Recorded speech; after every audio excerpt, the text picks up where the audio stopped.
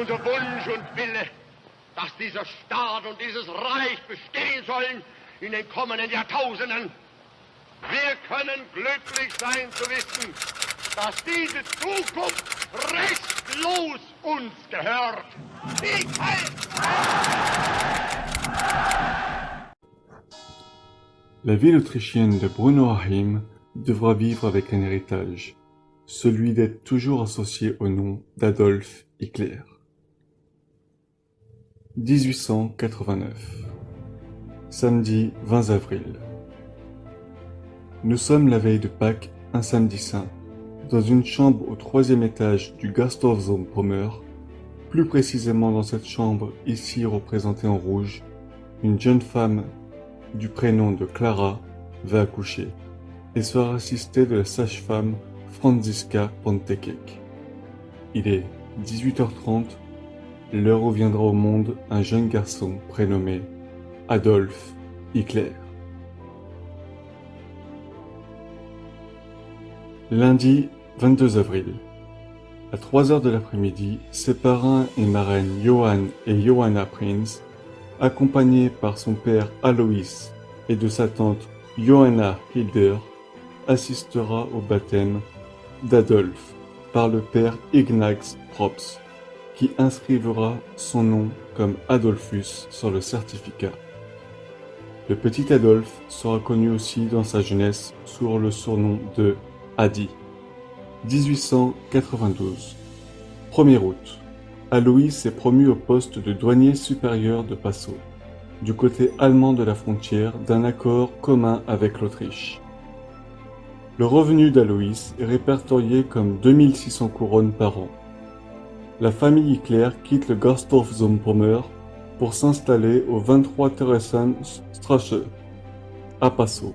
Ainsi, à l'âge de 3 ans, Adolf Hitler vivra un temps jusqu'en avril 1895 dans le pays qu'il dirigera d'une main de fer une fois adulte.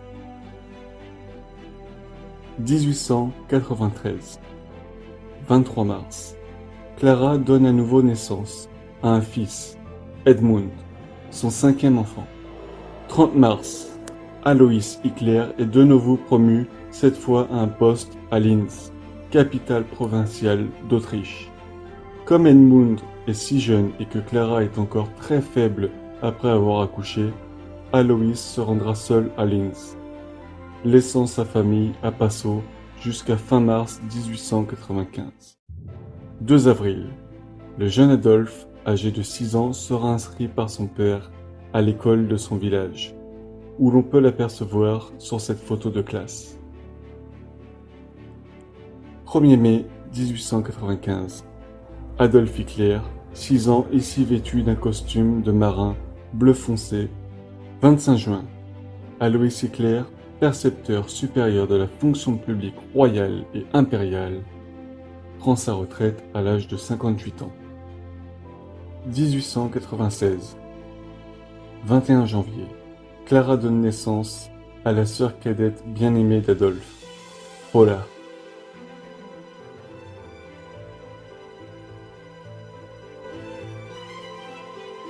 Clara Hitler aura en tout 6 enfants. Gustave, né le 10 mai 1885, décède le 8 décembre 1887 de la dystérie à l'âge de 2 ans. Ida, né le 23 septembre 1886, décède le 2 janvier 1888. Otto, né en 1887, décède la même année. Adolphe, né le 20 avril 1889. Edmund, né le 24 mars 1894, décède le 2 février 1900. Paula, née le 21 janvier 1896. Juillet 1897. Alois vend la propriété infertile de Hassfeld, ainsi qu'une dizaine de futures propriétés dans les 20 prochaines années. Il déménage temporairement sa famille, 6 mois exactement, au 3e étage du Gasthof Leingastner, dans le petit bourg de Lambach, juste en face du monastère. Août 1897. On retrouve Adolphe au premier rang, 2e en partant de la droite, à Lambach, sur cette photo de classe. Novembre 1898. Alois Hitler achète une remarquable maison de 2 étages à Leonding, à quelques kilomètres à l'ouest de Linz. 23 février 1899, les Hitler emménageant dans la résidence de Leonding, connue sous le nom de Maison du Jardin, car elle est située sur un acre de terrain et entourée de vergers. Alois y installera d'ailleurs ses ruches. Septembre 1899. Adolphe, âgé de 10 ans, ici avec ses camarades à Leonding. Il aimera plus particulièrement l'histoire et la géographie comme matière durant ces années. 2 février 1900. Edmund Hitler, 6 ans, meurt de la rougeole. 17 septembre 1900. Adolf Hitler, 11 ans, poursuit ses études, maintenant à Linz, à la Realschule. Printemps 1901. Hitler entend Lohengrin à l'Opéra de Linz, sa première expérience d'opéra. 3 janvier 1903. Alois Hitler était assis et buvait un verre de vin sur son canapé en cuir préféré, dans son restaurant également préféré, le Gasthof Steffeld. Il s'est soudainement senti plus mal et est mort au même endroit à cause d'une hémorragie pulmonaire. 1905. La mère d'Adolf Hitler, Clara, vend la maison familiale de Leonding et emménage dans un appartement au 31 Humboldtstrasse à Linz. 17 septembre 1905.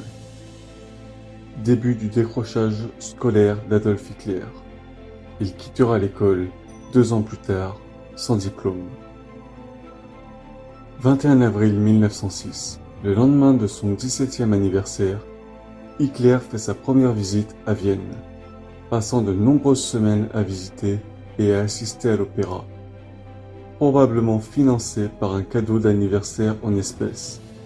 Il reste probablement chez ses proches à Vienne, Johann et Johanna Prinz, de sorte que ses dépenses restent minimes.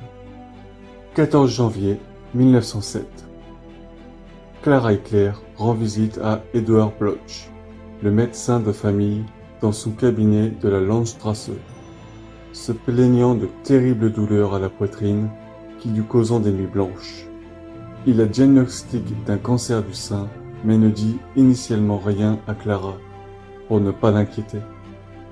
15 janvier 1907. Adolphe et sa demi-sœur Angela sont convoqués au cabinet du docteur Bloch pour être informés que Clara Hitler est atteinte d'un cancer du sein à un stade avancé, qui nécessite une opération immédiate.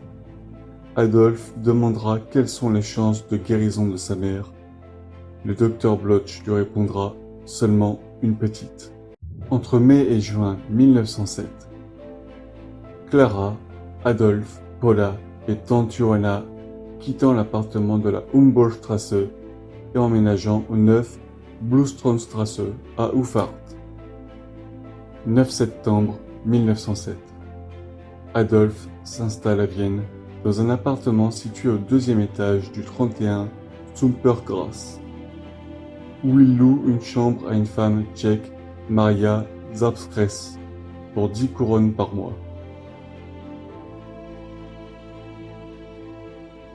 Début octobre 1907. Hitler passe le concours d'entrée à l'Académie des Beaux-Arts de Vienne. Il réussit bien les tests de dessin à main levée, le premier test des tours d'admission, et est autorisé à passer l'examen de composition de 2 jours.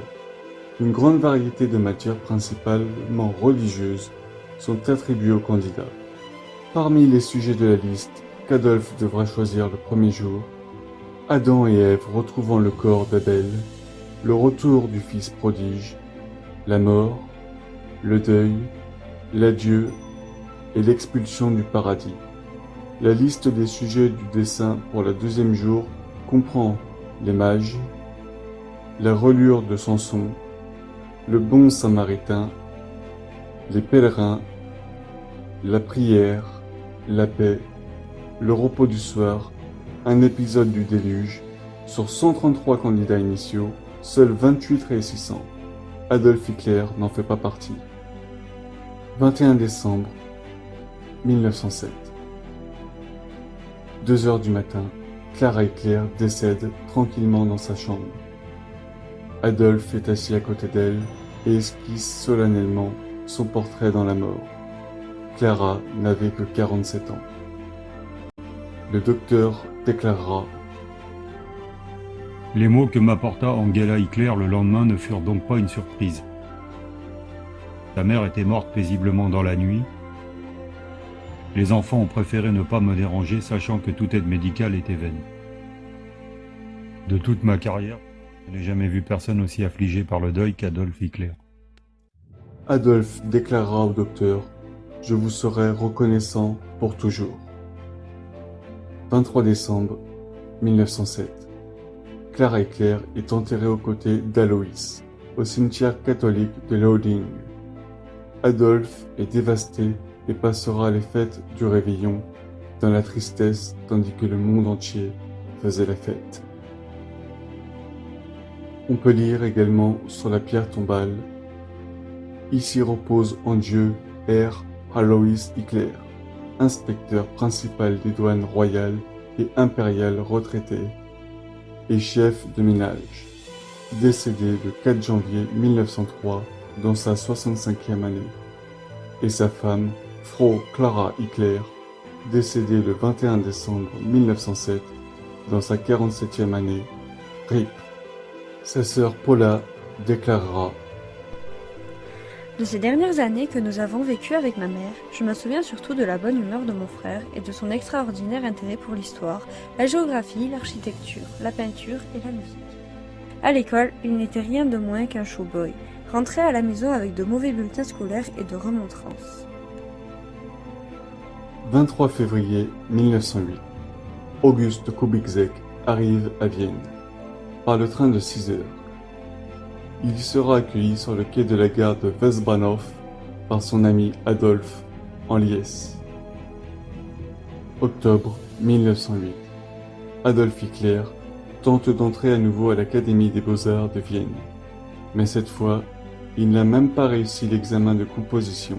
Hickler échoue une deuxième fois, bien qu'il ait apporté de nombreux croquis de Vienne avec lui pour époustoufler les examinateurs. 18 décembre 1908. Les archives de la police montrant qu'Hickler s'installe à ce jour dans un nouveau logement dans le 22 Felberstrasse, chambre numéro 16, qu'il loue à Helena Reelde. S'inscrivant comme étudiant, il vit maintenant seul à Vienne, sans amis connus, ni emploi rémunéré. 20 août 1909. Hickler abandonne son appartement de la Felberstrasse et s'installe dans un logement moins cher au 58 Schelsosstrasse, qu'il loue à Antonia Oberleitner. Le déménagement est strictement économique, car il est probable que ses petites économies aient été épuisées ou le seront du moins bientôt. 22 août 1909. Comme l'exige la loi, Hickler enregistre son changement de résidence.